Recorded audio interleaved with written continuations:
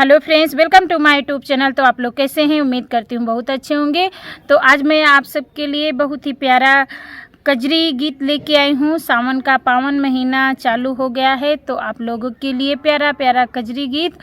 तो आप लोग वीडियो को फुल वॉच करके गीत को ज़रूर सुनिएगा और गीत कैसा लगा ये कमेंट के माध्यम से ज़रूर बताइएगा और गीत को ज़्यादा से ज़्यादा शेयर कर दीजिएगा। अपना प्यारा आशीर्वाद बरसाते रहिएगा।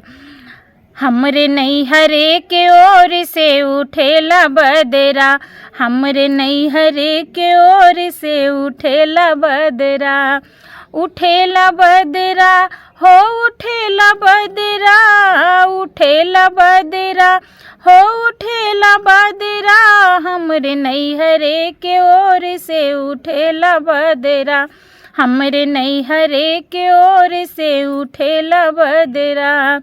जाई के बदरा बगियावा में बरसे, जाई के बदरा बगियावा में बरसे, बगियावा में बरसे, बगियावा में बरसे, जहाँ मलनी मलियावा गुछेला गजरा, जहाँ मलनी मलियावा गुछेला गजरा, हमरे नैहरे के ओर से उठेला बदरा, हमरे नैहरे के ओर से उठेला बदरा, हमरे नैहरे के ओर से उठेला बदरा।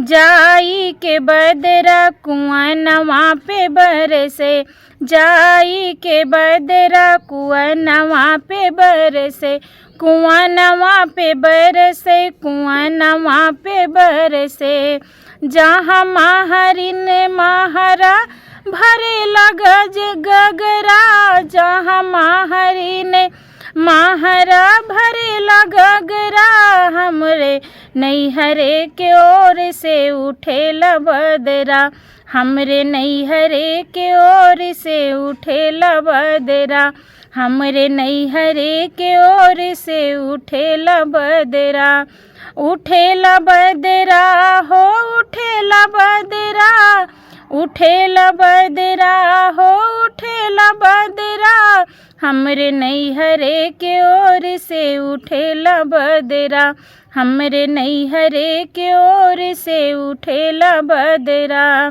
जाई के बदरा से जरिया पे बरसे, जाई के बदरा से जरिया पे बरसे, से जरिया पे बरसे, से जरिया पे बरसे, भीजत है सवतिया करत है रगरा, भीजत है सवतिया करत है झगड़ा, हमरे नैहरे के ओर से उठेला बदरा, हमरे नैहरे के ओर से उठेला बदरा, हमरे नैहरे के ओर से उठेला बदरा।